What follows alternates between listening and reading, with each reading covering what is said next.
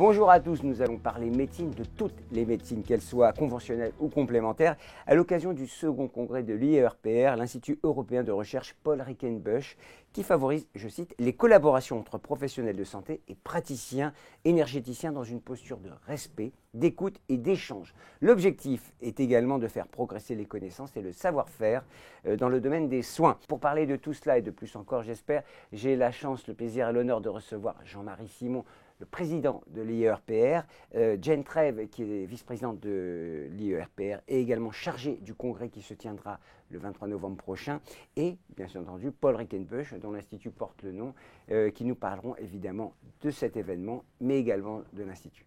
L'IERPR, tout le monde connaît, mais peut-être pas assez. Alors, qu'est-ce que c'est exactement? Alors, l'IERPR, c'est l'Institut européen de recherche Paul Rickenbusch. C'est un institut, donc c'est une association loi 1901, créée il y a maintenant 6-7 ans, à l'initiative d'une personne, Paul Rickenbusch, qui est à côté de nous aujourd'hui et qui va expliquer un petit peu les raisons pour lesquelles cet institut a été créé. Et il est européen dans la mesure où on a un réseau de praticiens, énergéticiens, dans les différents pays européens pour nous permettre donc d'aller vers le dialogue que vous avez souligné dans votre introduction, Gilbert, ce dialogue entre les médecines dites conventionnelles et les médecines dites non conventionnelles. L'objet du congrès, c'est de vraiment montrer concrètement à une audience, c'est notre deuxième congrès, qu'il y a véritablement des passerelles, des discours, des dialogues entre ces deux réseaux, médecins conventionnels et médecins non conventionnels. Aujourd'hui, il y a débat. Je crois que c'est ça aussi qu'il faut mettre au cœur de notre échange. Et le propos, c'est de faire avancer le bien-être de tout le monde. On est d'accord? Absolument. C'est notre but. C'est le but de l'association. C'est écrit noir sur blanc dans son objet. C'est véritablement pour être au service du patient. Donc, plus il y aura de personnes qui partageront ces mêmes objectifs, ces mêmes ambitions de faire en sorte qu'il n'y ait pas une confrontation, mais une collaboration, une coopération, mieux on sera. Oui, bien sûr. De toute façon, cela n'a qu'un objectif, c'est le bien-être de tous. Et ça, je crois que c'était l'objectif quand vous avez créé cet institut à Paul Rickenbusch. Je me tourne vers vous, évidemment, puisque sans vous, il n'y aurait pas d'institut qui porte votre nom. Tout a commencé quand et comment? Alors, ça a commencé depuis longtemps, puisque il y a plus de 30 ans, je collaborais déjà avec la médecine. Et puis, bon, ça a tourné un petit peu dans ma tête en disant il faut que je fasse quelque chose, il faut que je fasse quelque chose.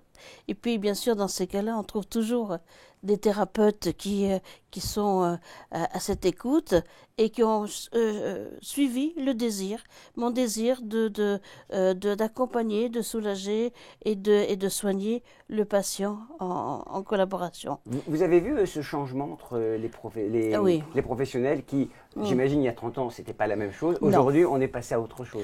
Passer à autre chose parce que je crois que le partage est le fleur de lance de notre époque aujourd'hui, et l'union de tout. Ce que je veux faire dans cet institut, que chacun garde sa personnalité et son travail.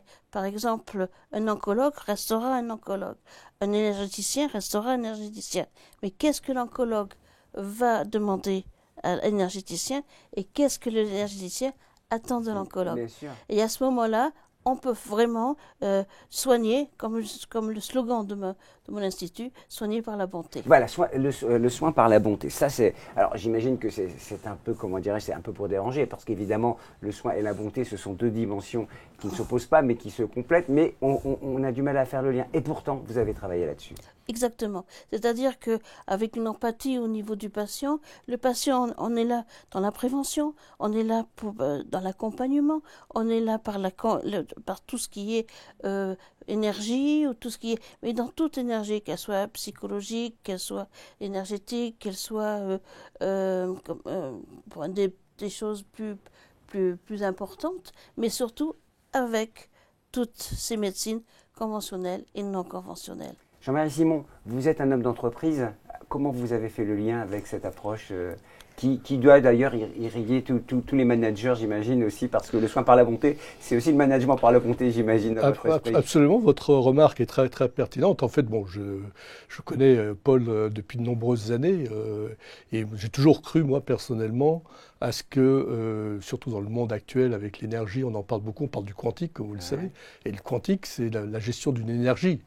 Et donc pouvoir associer des médecines, je dirais, un peu plus traditionnelles, classiques, avec cette énergie, quelle qu'il soit. Hein. On voit très bien que des chiropracteurs ou des ostéopathes sont également des très bons compléments. Ce qu'a fait Paul, où de nombreuses fois elle a été appelée, même dans les salles d'opération, pour aider des chirurgiens, des neurochirurgiens qui étaient en train d'opérer des tumeurs, parce que sa présence a apporté une quiétude, un calme, un plus aux patients. Donc une bonté supplémentaire pour pouvoir assurer une bonne opération chirurgicale. Bonté, bienveillance, dont on parle dans l'entreprise, vous faites le lien aussi? Je fais aussi le lien. Bon, bah voilà. Paul, évidemment, deuxième édition du congrès, c'est très important ce rendez-vous pour vous, c'est la deuxième édition. C'est très important parce que avant on essaye et là on concrétise.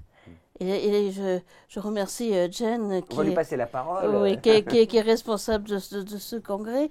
Hein, et je pense que toutes les médecines, ou presque toutes les médecines, sont dans l'innovation de ce que peut apporter demain pour le patient. Alors Jane, vous avez été lancée par Paul Rickenbush, hein, autant vous dire que c'est un roulement de tambour, hein, quasiment, parce que c'est un honneur. Le thème de ce congrès qui se déroule le 23 novembre prochain à Paris, on est d'accord? Oui, salle de l'Aveyron, Paris 12e. Paris 12e, toutes les infos sont sur le site, bien entendu. Voilà, donc le thème de cette année, ce sont les innovations thérapeutiques et les multiples façons dont la science et l'énergie peuvent s'entremêler dans la guérison mentale et physique. Les intervenants, je pense qu'il y a du beau monde hein, pendant ce salon, cette journée, pardonnez-moi. Effectivement, donc le point fort de ce congrès, c'est le dialogue entre les médecins conventionnels et les médecins complémentaires qui vont parler de comment ils travaillent ensemble, mais qui vont aussi parler du patient et de l'importance pour le patient aussi d'être acteur de sa propre guérison. Et donc nous allons accueillir des médecins homéopathes, naturopathes, énergéticiens, hypnopraticiens, mais aussi des médecins généralistes, des oncologues, des psychiatres, etc. Et en plus de ça, et c'est la nouveauté de ce congrès cette fois-ci, des écrivains, chanteurs, danseurs, maîtres d'arts martiaux qui vont aussi parler de comment leurs métiers peuvent contribuer au bien-être physique et tout cela fait sens évidemment quand il s'agit de mettre le patient au centre de la problématique, j'imagine. On rappelle quelques rendez-vous hein, durant cette journée importants. Oui, effectivement. Vous nous avez sélectionné les temps forts. Les temps forts, donc à l'agenda, donc plusieurs conférences et tables rondes, notamment sur l'homéopathie, les avancées de l'homéopathie pour les petites pathologies, mais aussi les pathologies plus aiguës et l'homéopathie du sportif. Les médecines dites racines, qui sont basées sur une vision cosmologique, écologique, énergétique. L'anthropologie médicale qui va partager un peu avec nous comment la croyance, la lumière et l'énergie fait partie en fait des médecines du monde et aussi comment la méditation ou l'hypnose ou la mémoire cellulaire font sens et peuvent aider dans la transformation de soi. C'est vraiment des thématiques d'actualité. Paul, une dernière question pour vous. Est-ce que en 30 ans, alors vous avez partiellement répondu, en 30 ans le dialogue progresse? Est-ce qu'il y a toujours autant de gens sceptiques ou plus de gens convaincus? Alors, il y a beaucoup plus de gens sceptiques et beaucoup plus de gens convaincus. Oui, pourquoi? Parce qu'il y a le dialogue quand même qui est important. Et moi, par rapport à ces médecins, je n'hésite pas d'aller les voir, de dire voilà ce que je fais, est-ce qu'on peut faire un travail ensemble? Ou même si j'ai un patient dont je suis pas toujours en accord avec comment à l'approche, je prends le téléphone, je téléphone à leur médecin en disant est-ce qu'on peut faire autrement et tout ça. Donc je ne suis jamais, comme je dis, je suis ni contre ni pour, mais je suis avec le médecin.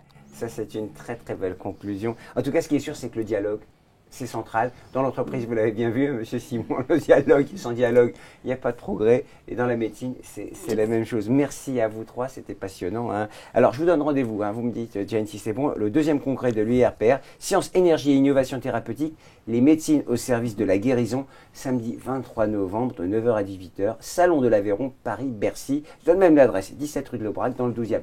Merci à tous, merci à vous trois, à très bientôt. Merci.